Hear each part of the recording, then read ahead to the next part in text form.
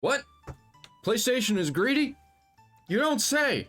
First it was Nintendo, now it's PlayStation. What's next? Xbox? Steam? Poof. Get out of here with that. From some ordinary gamers, Mutahar, some would call them. PlayStation is being greedy. What are they being greedy about this time? Don't worry, guys. 4chan is still down as we're speaking. Okay, so don't worry about it. It's still gone. The hackers are still making their world known. I don't know if that's a bad thing. 4chan being gone. It's too bad. Free speech is going away.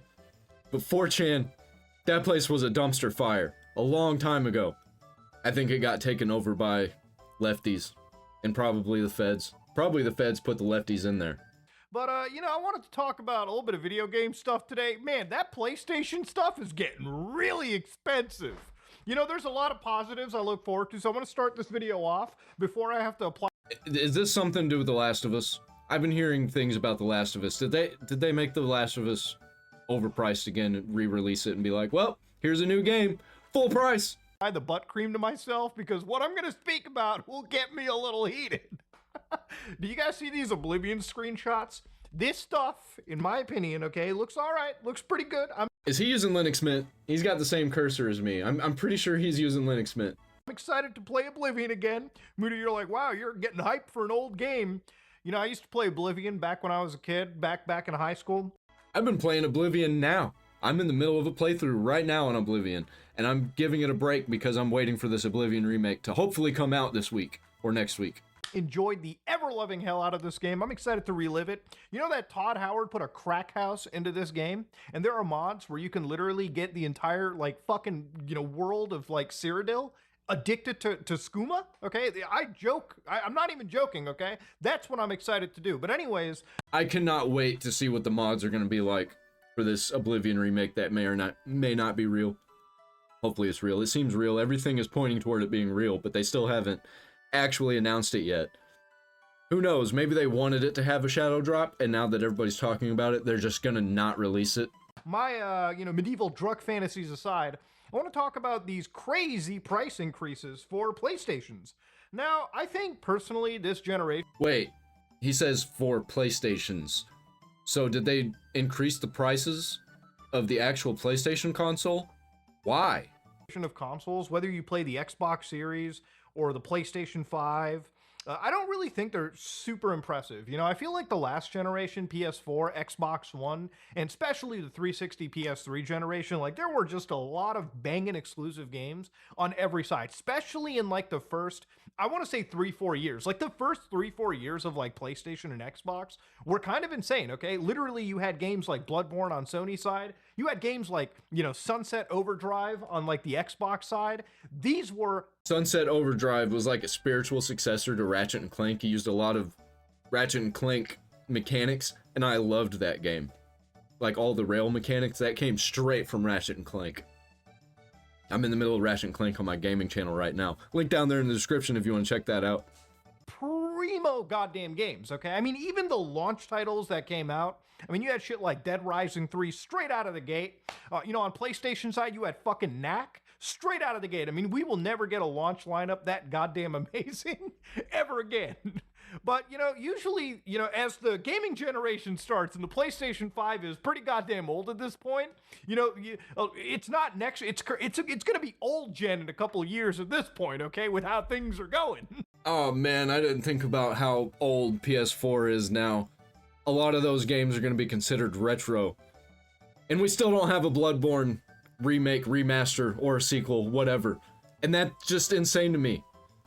Easy money. But, usually as you go through a generation, that console should be going down in price, okay? Remember when, Sony comes on stage, with the PlayStation 3, and they're like, yeah, you guys might want to sell a kidney for this one, at least to us Canadians. I was like, all right, fine, okay, it's going to get cheaper down there, and it did, okay? You had the PlayStation Slim, you had the PlayStation Anorexia, okay? You had these things slipping down in the price pool, and that's good, because down the road, you want to get into gaming, you want to probably jump in and afford at least another video game or two, maybe a controller if you want to split screen with your friend. As if that feature still exists these days. But yeah, you don't expect the price to just go over. So Sony, all right, and I'm kind of singling out Sony. Going back to that I can't talk today. Going back to that split screen thing that he mentioned. People don't just play games with their friends. There are also fathers who have kids that want to play games with their kids that can't anymore unless they have two consoles. You have two consoles for your household just to play a game with your kid because there aren't any split screen co-op games anymore. Sony today because I really feel like there's a lot of corporate greed at play. But let's read this. With a backdrop of a challenging economic environment, oh, you couldn't have understated that one, including high inflation of the Sonic variety, I'm sure, and fluctuating exchange rates, SIE has made the tough decision to raise the recommended retail price, the RRP, of the PS5 console in markets involving Europe, the Middle East and Africa, Australia, and New Zealand. Which is gonna have a chain reaction effect that's gonna make the PS5 in America also raise the price. I was gonna buy one because I really want to play Death Stranding 2, but if they raise the price, I'm definitely not gonna be buying one. That means that the used market, they're gonna start asking for more money for those too. And that's where I was gonna go, is the used market. So as a Canadian, I'm still scared shitless because this could just jump up in price anyways, okay? Now, obviously, look, I'm not gonna hide the fact I can afford a price increase, but I don't think most gamers, especially gamers who are just wanting to get in and play their video games, usually can, okay? PlayStation 5 base is already a tall order for a lot of people who are kind of making their fucking dollar, stretch as far as they can. Well, everybody's gonna be going to PC. If consoles are gonna be priced out, then people will just buy a mini PC for $200. It'll be a little Fortnite machine. And also emulators. Emulators are a thing, and they're becoming more and more popular all the time because of all these price increases. People are just wanting to play older games because the older games are better anyway. They don't have these storefronts, these skin packs and monetization grossness. Forget the PlayStation Pros or anything, right? But looking at these prices, so Europe, the new price has jumped up to 499.99 euros, okay? To give you an idea of how much that is, in Canadian buckaroonies, that's almost $800, okay? And let's not forget, none of these fucking prices include taxes, sales tax, whatever the fuck extra you have to pay on top of this. And I guarantee it's not coming with a game, and if it does, it's not one that you actually want to play. So you'd have to buy a game, which they're probably going to raise the prices for the games too. Up to $80 American. Now, if you're in the United Kingdom, you got to pay 429.99 pounds sterling for this. Now, how much is that in comparison? Okay, I mean, if you just compare that to, again, Canadian bucks, $790, okay? But to show you, what that would look like for US dollars, that's at minimum 570 US, and that's before I understand taxes even applied. Now, to give you an idea, this is the digital version of the PlayStation 5. So you're not even getting the fucking Blu-ray drive attached on top of this. Now, you want to talk about some Looney Tunes, ladies and gentlemen? Australia and New Zealand are the prime examples of how corporate fucking, culture can butt-fuck the actual end user every day. Standard PS5 with an Ultra HD Blu-ray drive. Well, the PlayStation was winning the console wars for this generation, but I think they're about to not be. Especially with Game Pass just being on everything, people are just going to sign up for Xbox and get them a Amazon Fire Stick, slap it in their TV. How much is that? Well, that's 829 Australian dollars. Now, how much is that in Canadian bucks? That's $732 Canadian, okay? So somehow the standard PS5, I think, is a little bit cheaper in this situation. Now, thankfully, in a lot of cases, it seems like that disc drive that you can buy separately for the PS5 Pro and Slim, that might have jumped down a little bit to 79 euros, 70 pounds sterling, and so on and so forth. Guys and gals, okay, I don't think this console's worth the fucking price anymore, okay? It wasn't in the first place, in my opinion. At least wasn't good enough to get me to buy in. But now I definitely am not getting one. And it looks like I'm not going to be playing Death Stranding 2 whenever it releases. I'll just have to wait until it comes out on Steam. I'm still stuck with the PC. I was thinking about getting a Switch 2. Not happening. I ain't paying $450 for a Switch 2. And a used one means that I'm going to be paying at least $350. No thanks. I think $700 for a goddamn gaming console is just way too fucking much, okay? At least in today's day and age, all right? That is an insane price point to be looking at. Now, a lot of people have kind of said, oh, this might be due to like the tariffs and everything, and maybe a lot of inflation and those fluctuating exchange rates. And I can probably believe that, yeah, inflation plays a big role into this as well, too. Everybody keeps talking about, oh, the tariffs are making things go up. Not this quickly. It wouldn't have made things go up in price this quickly. There wouldn't have been a tariffs a week ago, and then all of a sudden now they're like, oh, we have to raise prices of everything because of the tariffs. No. They've had plans to do this for a very long time. It does not take them a week to figure out that they're going to do this. They've probably been sitting on this for months and months, probably since November. There are different exchange rates that, because, again, like $1 in Canadian bucks is not worth the same as a US dollar, obviously they're going to change things around. But from my understanding and general history, the euro and the pound sterling are pretty, sterling currencies in of themselves. So I've always noticed that when it came to brand new games, Europeans were always the one getting butt fucked on the price, if anything, more than the average person, okay? Especially Australia. That's not Europe, that's Australia. But, yeah, especially Australia. Is Australia part of Europe? No. Australia is its own thing, it's its own continent. That is, by the way, the word of the day that I'm using. But, yeah, this is an expensive system overall. And the thing about it is, it would make sense from a tariff perspective if they upped the price in the United States. But they have not. So there's been a bit of a theory that's been running around. And again, I don't know how valid this is, but I'm sure the economist watching can probably correct me if I'm wrong. They're only raising these prices, by the way, because they want to, not because they have to. Think about all of the monetization that they have going compared to previous generations. They've got PlayStation Plus, all of the games that they have that have microtransactions and skin packs that are directly from Sony, all of the games that they sell overpriced. They've got plenty of money. They're just doing this because they want more money. Always. That's all these corporations think about. More and more money. How can we make more money? How can we squeeze the customer dry? They need to be drier. We need to squeeze them more until they just stop buying our products, and then we drop the price a little to get people to come back in. Raise it up too high, drop it down just a little bit lower, even though it's going to be higher than it was before, and people will be like, look at Sony making their consoles cheaper when we're in the middle of an economic crisis. But I feel like a lot of the actual increases around the world have been carefully adjusted by the actual company so that they can kind of offset whatever losses they face in the American market. So let's say, the tariffs affect a gaming console like the PlayStation 5, right? Which they probably will. He says losses, but he doesn't mean losses. What he means is not as much money as they wish to be making. Because they're not losing money on this. They're still profiting, just not as much as they want to be. Just because that's how manufacturing and imports and stuff works. So if all of a sudden, PlayStations in the United States are suddenly, let's say, 30, 40% higher, people are probably not going to be inclined to pay for that actual system. So whatever market you lose in America, for instance, you might try to make up the losses in various other markets by jacking up the price a little bit.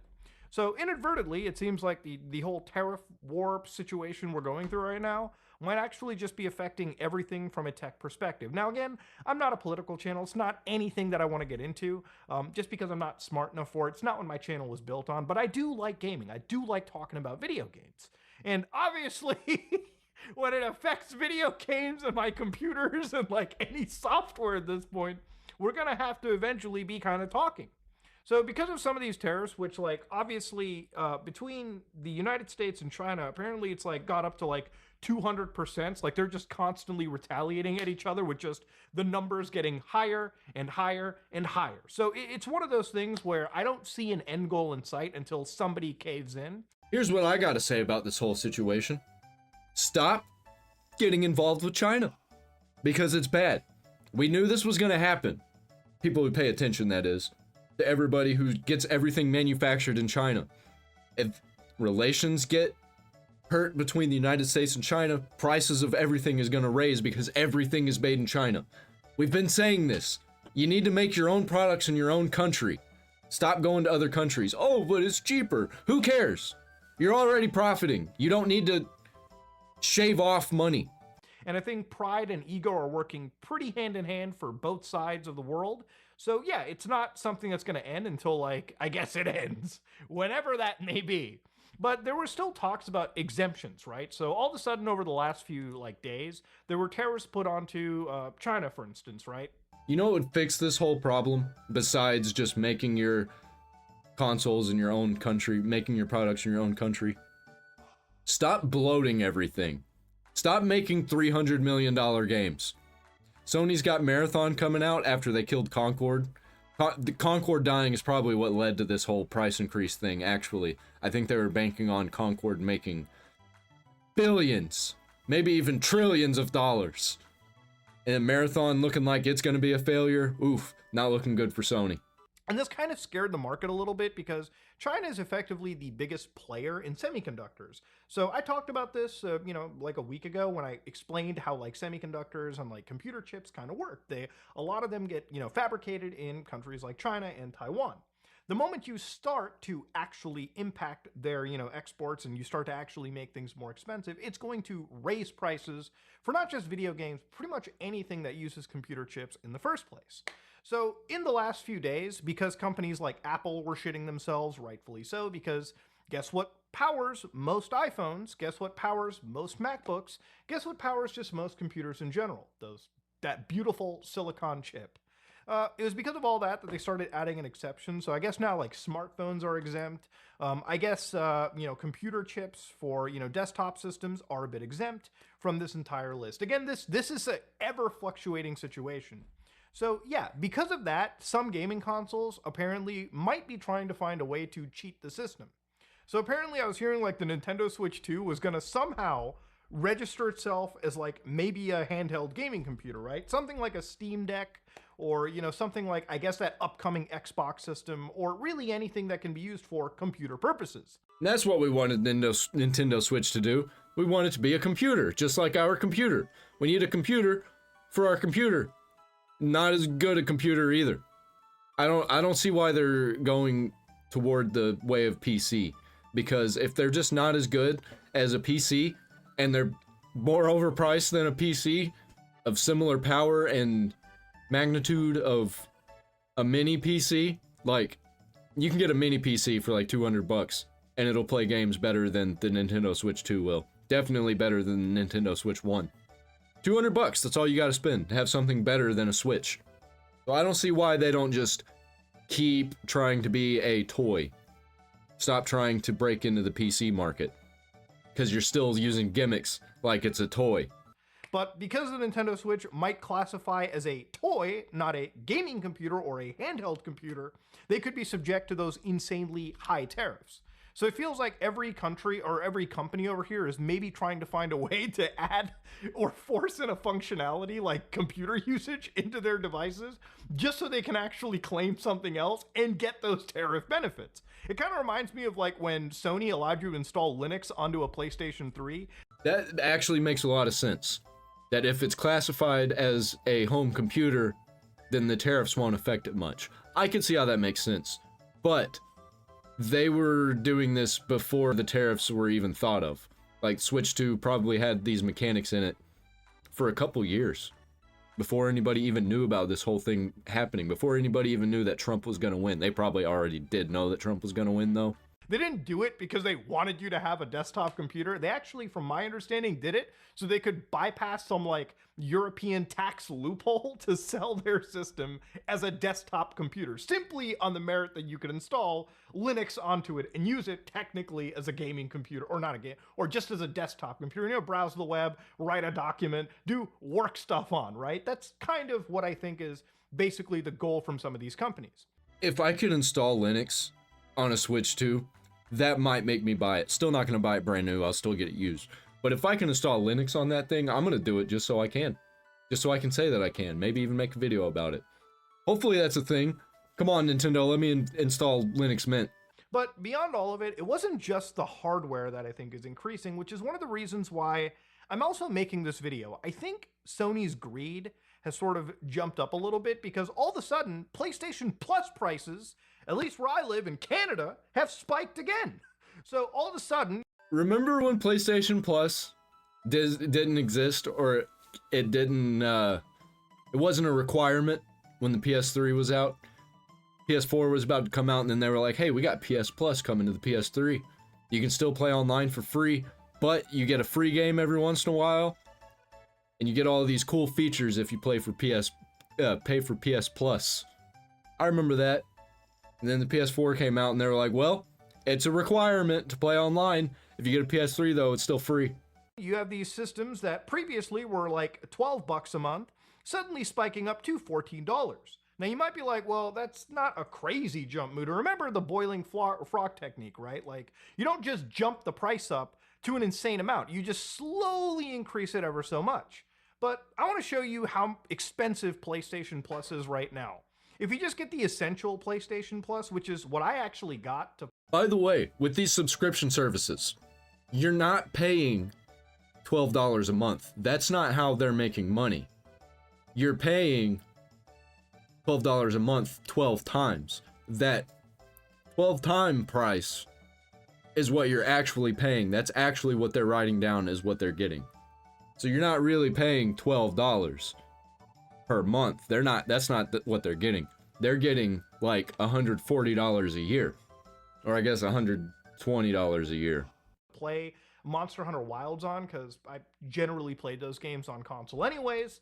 Per year, you're paying $109, okay? 110 Canadian dollars for a fucking year of PlayStation Plus. Now, what do you get for a whole year? You get monthly games. So I think like this month was like maybe Pac-Man World, and that was it. Might have been something else, but certainly not worth the $110 rental I get as part of being in the Plus umbrella. You get access to online multiplayer, so literally the act of playing with your friends, which in most cases, by the way, is peer-to-peer connectivity. And sometimes it is servers that are hosted and paid for by the actual gaming company on something independent of Sony. You want to pay $110 a year for PS Plus, and also $100 of Netflix, $100 of Crunchyroll, $100 of whatever services. Let's just add 3 more on there. You're paying like $600 a year for services. And they're all increasing. It's not like one of them increases every once in a while. No, they are all increasing. Pretty soon, everybody's going to be priced out of these subscription services. A lot of people already are. I haven't paid for a subscription service in years. It's been years. This is why piracy is becoming popular again, and why more people are talking about piracy. So it's kind of crazy how on consoles we have all been conditioned to pay to basically play with our friends, whereas on PC, with no matter what launcher you go to, every single game that you play online is free, unless it's like a specific MMO service like Final Fantasy Online or, you know, World of Warcraft that you have to pay a little bit extra for, right? But this is like, you know when people say like name a scam that's been fucking normalized? Console paid multiplayer.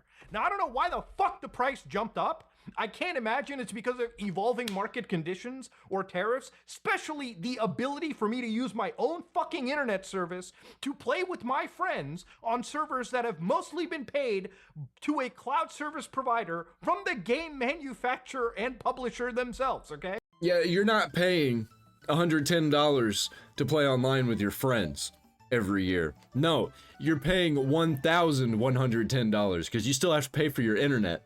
I think it's garbage. I think ever since Xbox Live, I thought Xbox Live was garbage when you had to pay to play online for that, and then PS3 was free. And then I guess PS3 was like, well, we can't be left out. We need to charge our customers too. We're missing out on so much money. People are gonna play online, so they're gonna pay for this. And they're raising prices right at just the right time for everybody to not be wanting to pay for things anymore. I don't think this is really gonna affect their bottom line any. I don't think people are going to sign off of PlayStation Plus, but if they keep raising prices, like say you have to pay $20 per month, they're going to start pricing people out. People are going to start switching to PC. I think people already are switching to PC. I'm hearing more and more conversation about people getting PCs. Even my friend is getting a PC. He's been talking about it for a while. Because it's going to be cheaper. It might be more expensive, at first to buy the PC, but in the long run, it's going to be so much cheaper. Doesn't have to pay for services. The games are a lot cheaper on PC, probably because there's just so many, so games have to go on sale just to be seen. It's free, more powerful, more freedom. Because here's the fun fact. When you play GTA online on a fucking PlayStation, you're not playing on PlayStation servers. You're mostly playing on like Microsoft Azure servers, AWS servers that have been rented by Rockstar or Take-Two to let you play a video game. So again, just the mere act of you playing with another user on the PlayStation Network is a paid-for service. It's a scam that's been normalized, and it's the same thing for Nintendo Switch. It's the same thing for Microsoft Xbox as well, too. It's insane how you can buy an Xbox game, on the PC, and then you can buy it on a Series X, and you have to pay to play online on the Series X, but not on the PC. It's an insane scam that, in my opinion, is just normalized. So if you jump to the extra version, that goes to $190. Now here you get the... Well, Mudahar, you have to pay for these services so that they have the money to keep them going. They wouldn't be able to keep them going if people weren't paying for them. Well, then how do they keep them going for Steam? How do they keep them going for the Microsoft Xbox Store on the PC, which you don't have to pay to play online there? Ubisoft. What about Epic Games Store? How do they have the money to keep their services going without having to charge people to play online for the services? It's a mystery. Nobody knows. Game catalog and Ubisoft classics. And that just gives you a revolving game catalog. So it's basically like PlayStation Game Pass in an extent. And then, of course, the premium package, which this might just bend you over the fucking, table and just give it to you raw. That is $225, and you basically get access to, I guess, everything before. Some PlayStation Classic games, which, I'm just gonna, emulators exist, okay? Just figure out how to fucking get PCSX2 on your computer. It could probably run on many handheld systems. Shit, PCSX2 runs on my phone. I can play PS2 games on my phone. Yeah, that one makes no sense to me. That's one of the things that you get with that should be the cheapest tier, that you get the classic games. It runs on phones to an extent. You might as well just play those games on your PC, okay? You don't need to pay a company $224 to emulate old ass games. Simple as that. Game trials, so demos, and then cloud. Remember when we used to get demos for free?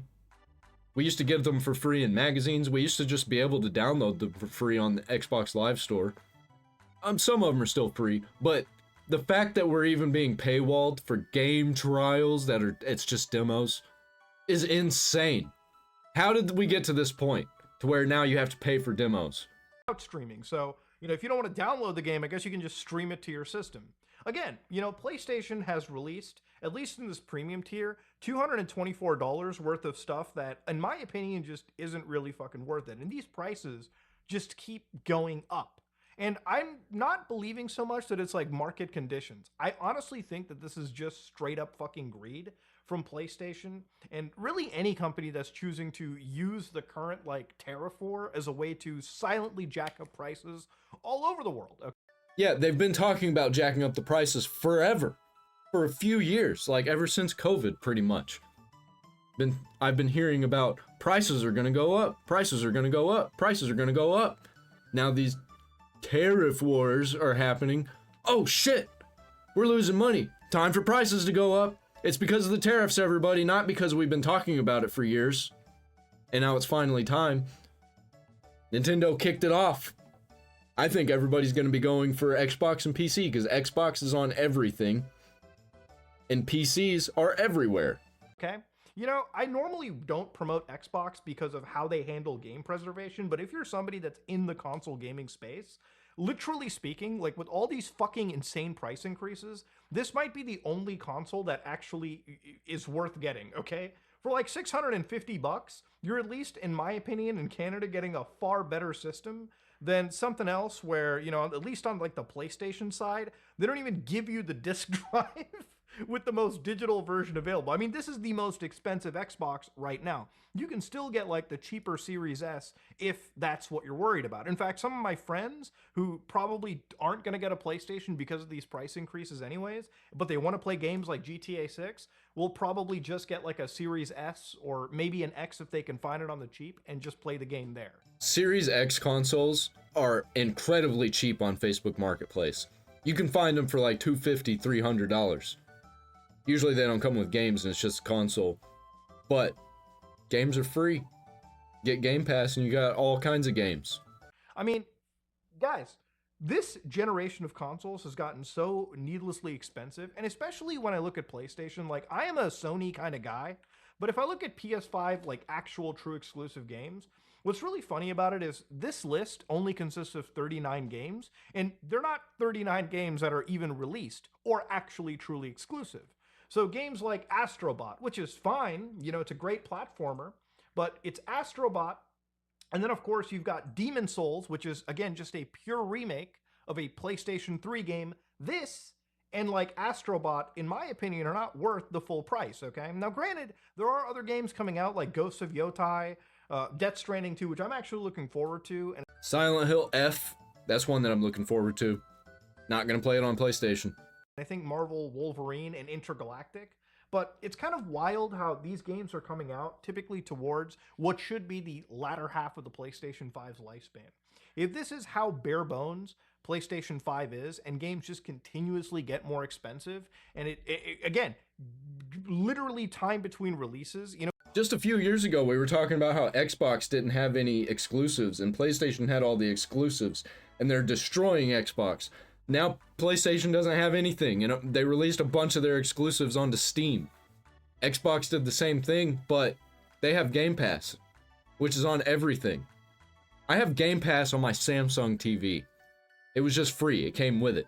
I mean, you gotta pay for Game Pass still, but like it's just on my TV. So it used to be like entire franchises would drop on one gaming generation. Now it's entire gaming franchises will just skip a gaming generation. Case in point, Grand Theft Auto, for instance. That's because of bloat. It's because of bloat. They're spending way too much money, way too much time. They got too many people working on these games. Thousands of people working on games, and then they flop. GTA 6 isn't gonna flop, hopefully. Hopefully it's gonna do better than GTA 5. That'd be insane. GTA 5 would have done a lot better, and it still broke records if it would have been completely fixed on launch and had that GTA Online mode going the way it is now. I think they're going to have it all figured out when GTA 6 comes out. There's still going to be problems, there's going to be bugs. But I think GTA 6 is going to destroy the market, man. I don't think I'm looking forward to the PS6, okay? I think if anything, these price increases have basically shown me that if you've got like this kind of money or any kind of money, you probably are better, you know, off putting it towards building a PC. The PlayStation 6 is going to be $1,000. They're going to be like, well, the PS5 is $500, $600 in the US, and the PS6 is a lot better than the PS5, so we got to charge $1,000. Because a lot of these exclusive games just end up on PC at one point anyways, right? They just come out like 2 or 3 years later. Even games like GTA 6 will probably show up on PC at least a year, maybe 2 years after the release of, you know, the game on console. They're banking on FOMO, I think. The fear of missing out on these releases, but I think people are starting to not care. I don't care. I haven't cared for years, probably since 2016. I haven't cared about new release titles. And I'll just wait for it to come out on Steam. And then if it's still full price on Steam, I'll wait longer. I'll wait for a sale. Probably what I'm going to do with Death Stranding 2. I'll probably buy it for $25. So if you're willing to wait, all right, it really, in my opinion, isn't even worth getting these systems, okay? The prices have gone up. But honestly, the value of these systems, you know, at least what they provide, just isn't there. In my opinion, it used to be if you were a single-player gamer and you weren't, you know, playing online with your friends, I would always recommend just get a console because at the end of the day, it would be cheaper than buying the fucking PC. You know, you buy one console, you play because you play single player, you'd have one controller, and you could pick up your physical games on sales at like a mom and pop shop or like a brick and mortar store at some point down the road.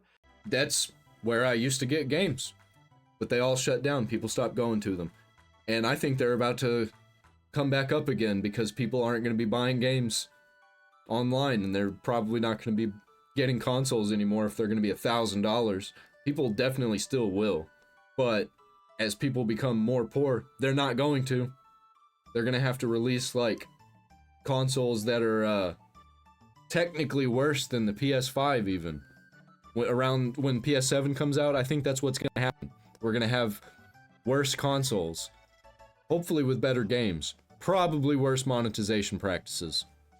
Because we're getting like the stuff like the Steam Deck, the Switch 2, that are technically underperforming, but people are buying them in droves because they still play the games that they want to play. Even a lot of the new releases. So there's not really a point to buy the biggest, best thing anymore because the quality just isn't there. Especially with the highest quality, in quotations, games out there are just all running Unreal Engine using the same tools to make everything look pretty. And it's making everything look the same. And why do you want to pay $80, $90, $100 for a game that looks like every other game? But with how horny this industry is getting to killing the physical ownership, it might be down the road that the next PlayStation 6 probably will not have a disc drive. It might be that the next Xbox probably won't have an actual Blu-ray drive. And they're going to be mostly cloud-based. I think in the future, most of our games are going to be cloud-based. There's not even really going to be a way to buy them digitally, at least on the consoles. There probably still will be on the Steams and on the Epic Game Stores and all of that. But I think we're going to start seeing games that are going to be released no digital ownership, cloud only, like The Crew, where it's just, even if you buy the physical version, there's nothing on it. Hopefully the law changes and something gets done about that, but if The Crew wins its lawsuit, everybody's going to start doing it. Everybody's going to start having cloud-based games only, and there's nothing that anybody's going to be able to do about it, because we're just little old poor gamers who are buying products. And sure, we can say, hey, I'm not going to buy this game because it's cloud-based only. But what are you going to do when all games are like that? You just going to not buy games anymore? That'll be me. I'm not going to buy them. But a lot of people will just give in. And then the next generation of gamers, it'll just be normalized. And that's the way they'll like it. They won't even realize that we were able to own our games before and do what we wanted with them. It's just kind of insane to see, okay? And even if these systems do have physical drives, a lot of these games that they release, at least Xbox's first party, they don't even have the entire game on physical media. It's just an entire scam, or a set of scams that are being fucking normalized. And yeah, I kind of wanted to talk about it because it's getting expensive, man. And I just don't think it's goddamn worth it. And I think at some point, if there was ever to be a crash in this industry, it would be purely out of the greed being exhibited by these companies. That's what happened with Atari. When they caused the crash, it was literally just because of greed. They thought that they were going to make more money than they were, so they made more products than they could sell. There were more cartridges of E.T. than there were of the Atari console. That's insane. I don't think there really is any defense. And if there is a defense you're willing to make, I do want to ask you to tell me what you think about it in the comment section below. But that being said, ladies and gentlemen, this is me, Mudahar. If you like what you saw, please like, comment, and subscribe. Dislike if you dislike it, I am out. Yeah, I'm priced out. I've been priced out for a long time. I don't see myself buying any kind of console in the future. I think I'm only going PC until PCs become more expensive than consoles again. But I don't think that's going to happen, because even if a PC is more expensive than a console, I'll just get a cheap PC and play emulators. I do not care. Emulators are forever now. There's no way you're getting rid of them. Unless you actually like go into people's computers and just delete all the emulator stuff and put people in jail for it, you know. Until that happens, I think emulators are the future. And I think that as everything crashes more and more and emulators become more and more popular, I think they'll bank on them. I think they'll start charging for emulators and just release all their games and just charge emulators. I don't know. We'll see. Hopefully they actually do that. Hopefully they just charge for emulators and charge for like ROM files and ISOs. That's the way of the future, man. Buy a t-shirt down there in the description. I'm out.